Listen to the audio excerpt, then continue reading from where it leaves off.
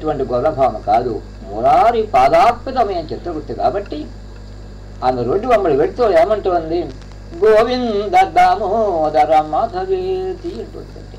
ఓ గోవింద, ఓ దామోదర, మాధవ అంటూ కేకలు వేస్తూ పోయింది. నెత్తి మీద ఉన్నవి ఏమిటయ్యా అంటే అమ్మకానికి సిద్ధంగా ఉన్న పాలు, పెరుగు ముద్దలు. కానీ నోటి గుండా వచ్చి పదజాలం ఏమిటయ్యా అంటే గోవింద, దామోదర, మాధవ.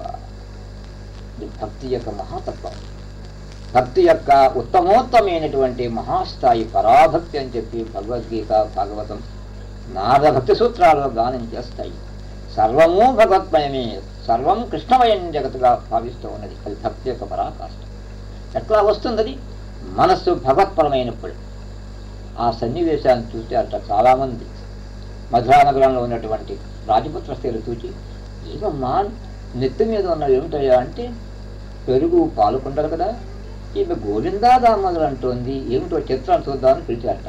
అమ్మా ఏమున్నాయమ్మా నీ దగ్గర? ఆ తట్టరా గోవింద దామోదర మాధవేతి అని గానం చేస్తోంది. ఆశ్చర్యపోయింది. అయితే గోవిందుని బొమ్మలు ఉన్నాయా, మాధవుని బొమ్మలు ఉన్నాయా, ఏవి చూపించు అన్నారట.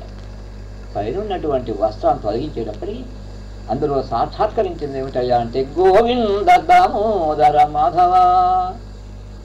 ఆ భగవంతుని యొక్క పుణ్యమూర్తులు గానం చేయబడుతూ ఉన్నటువంటి దివ్య స్ఫూర్తులు గానం వచ్చాయంటో వ్యాఖ్యానం చేస్తున్నాం. దీనివల్ల వచ్చింది, మనస్సు ఏ రీతిగా ఉంటే ప్రపంచం ఆ రీతిగా ఉంటుంది. మనస్సే సర్వశక్తివంతమైంది. మనస్సును జయించగల ప్రపంచంలో మరి ఏమీ లేదు. కాబట్టి మనసు భగవత్పరం చేస్తే నీవు భగవంతుడు అవుతావు, నీ చుట్టుపక్కలవన్నీ కూడా భగవన్మయమైపోతాయని చెప్తున్నాను. కావున మయ్యావేశ్య మనః అన్నదే భక్తి యొక్క మహాతత్వంగా భగవద్గీత పదే పదే చెబుతున్నామండి. నారద భక్తి సూత్రం చెబుతుంది, భాగవతం చెబుతుంది, మనకు శాండిక సూత్రాలు చెబుతాయి. భక్తికి అవన్నీ అథారిటీ మనకు. భగవద్గీత సంపూర్ణమైనటువంటి అథారిటీగా చెబుతున్నది.